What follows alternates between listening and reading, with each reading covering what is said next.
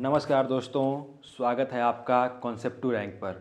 आज हम बात करेंगे एक ऐसे इंटरनेशनल एग्रीमेंट की जो आने वाले समय में पूरे दुनिया के ओशियंस को बचाने में बहुत बड़ी भूमिका निभा सकता है।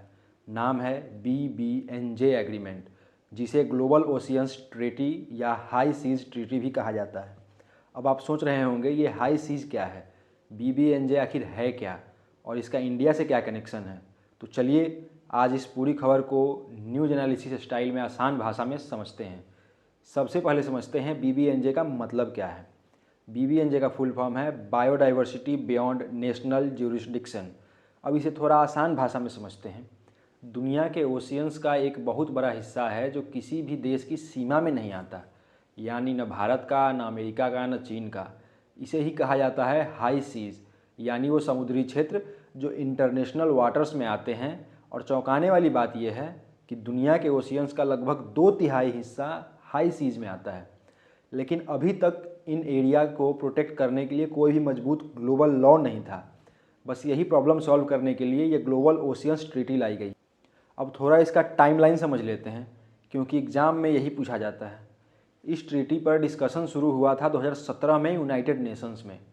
कई सालों तक नेगोशिएशन चली, फिर 4 मार्च 2023 को इसका फाइनल टेक्स्ट एग्री किया गया। इसके बाद कई देशों ने इस ट्रीटी को साइन किया और जब 60 देशों ने इसे रेटिफाई कर दिया तो ये ट्रीटी ऑफिशियली 17 जनवरी 2026 से लागू हो गई। इसलिए अगर एग्ज़ाम में पूछा जाए BBNJ ट्रीटी कब लागू हुई, तो सही आंसर 17 जनवरी 2026 होगी। अब सवाल आता है कि ये ट्रीटी इतनी ज़रूरी क्यों थी। देखिए दोस्तों, आज ओशियंस कई बड़े खतरों का सामना कर रहा है, जैसे overfishing, deep sea mining, plastic pollution और क्लाइमेट चेंज। हाई सीज में कोई स्ट्रॉन्ग रेगुलेशन नहीं था। इसका मतलब क्या हुआ? जो देश या कंपनी चाहें वो रिसोर्सेज निकाल सकते थे या इन्वायरमेंट को डैमेज कर सकते थे। यही कारण है कि दुनिया के कई साइंटिस्ट्स और इन्वायरमेंटल ग्रुप्स काफ़ी समय से डिमांड कर रहे थे कि ओशियंस के लिए एक ग्लोबल ट्रीटी होनी चाहिए। अब समझते हैं इस ट्रीटी के 4 सबसे इम्पॉर्टेंट पिलर्स को।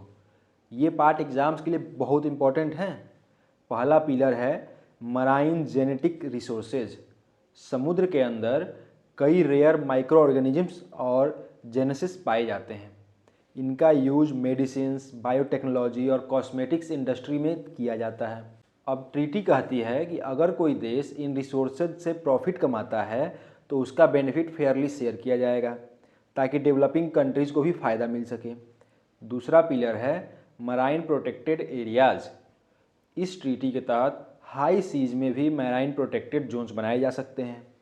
ग्लोबल टारगेट रखा गया है कि 2030 तक ओशियंस के 30% ऑफ द एरिया को प्रोटेक्ट किया जाए। इसे अक्सर 30/30 टारगेट भी कहा जाता है। तीसरा पिलर है इन्वायरमेंटल इम्पैक्ट असेसमेंट। अगर कोई कंट्री हाई सीज में कोई बड़ा प्रोजेक्ट शुरू करती है, जैसे डीप सी माइनिंग या लार्ज फिशिंग ऑपरेशन, तो उससे पहले उस प्रोजेक्ट का इन्वायरमेंटल इम्पैक्ट असेसमेंट करना ज़रूरी होगा। यानी पहले चेक होगा कि इन्वायरमेंट को नुकसान तो नहीं होगा। चौथा पिलर है technology transfer and capacity building.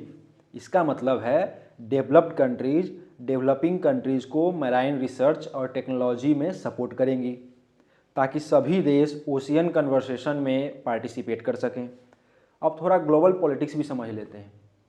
कई बड़े देशों ने इस ट्रीटी को सपोर्ट किया है, लेकिन सभी देशों का सपोर्ट अभी नहीं मिला है।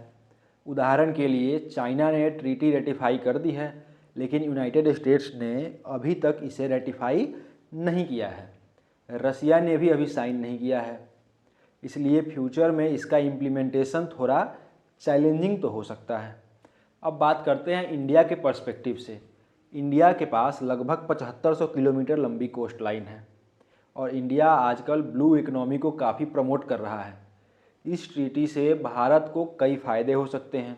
Marine biodiversity protection, deep sea research opportunities, marine resources का फेयर एक्सेस और ग्लोबल ओशियन गवर्नेंस में पार्टिसिपेशन। अब अंत में एक छोटा सा एग्ज़ाम रिवीजन कर लेते हैं। BBNJ का फुल फॉर्म है बायोडाइवर्सिटी बियॉन्ड नेशनल ज्यूरिसडिक्शन। इस ट्रीटी को हाई सीज ट्रीटी भी कहा जाता है।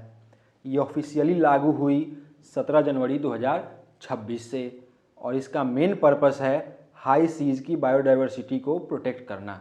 और भाई लोग, अगर आपने यहाँ तक वीडियो देख लिया है तो कमेंट में ज़रूर लिखिए सेव आवर ओशियंस, ताकि हम भी पता चले कि आप लोग इन्वायरमेंट के लिए सच में जागरूक हैं या नहीं।